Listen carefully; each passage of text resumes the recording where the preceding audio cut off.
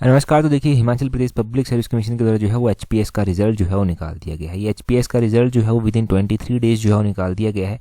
30 जून 2024 को ये एग्ज़ाम हुआ था और 23 जुलाई 2024 को ये रिजल्ट जो है वो निकाल दिया गया है। अभी देखो, एचएस का रिजल्ट तो आ चुका है।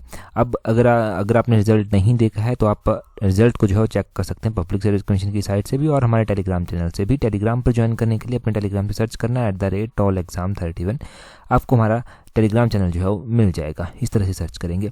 पहले तो ये लिस्ट देख लेना। ये लिस्ट जो है वो डाली गई है। कुछ एक चेंजेस भी जो है वो इस बार मेंस के लिए किए गए हैं। ये कैंडिडेट्स हैं जो मेंस के लिए सिलेक्ट हुए हैं, परंतु मेंस के लिए जो चेंजेस किए गए हैं वो मैं आपको बता देता हूँ। मेंस में क्या क्या चेंजेस जो है वो किए गए हैं। मेंस के एग्ज़ाम की डेट जो है वो फिक्स की गई है 16 तारीख को और 16 अगस्त 2024 को जो है ये एग्ज़ाम होने वाला है। अब देखिए, इसके अलावा जो है हम मेंस के एग्ज़ाम की बात करें तो इसमें जो है वो इस बार जीएस पेपर 1, जीएस पेपर 2 और जीएस पेपर 3 में चेंजेस किए गए हैं।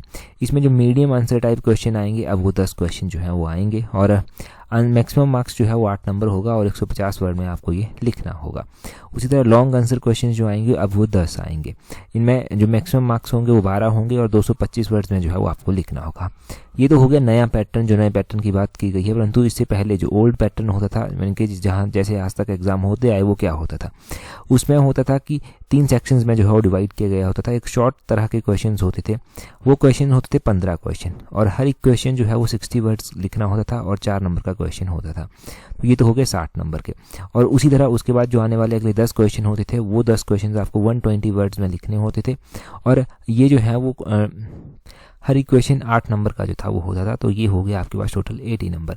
और उसके बाद के जो 3 क्वेश्चन होते थे वो होते थे 400 वर्ड्स में आपको लिखने होते थे और हर एक क्वेश्चन जो है वो 20 नंबर का हुआ करता था।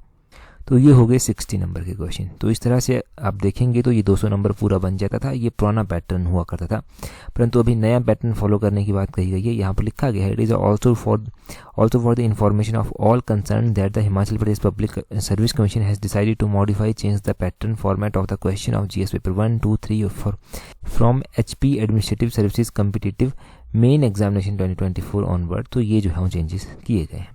बाकी जिनका भी हुआ है वो इस पैटर्न को फॉलो करें, जिनका नहीं हुआ है वो देखो एलाइड के लिए तैयारी कर सकते हैं।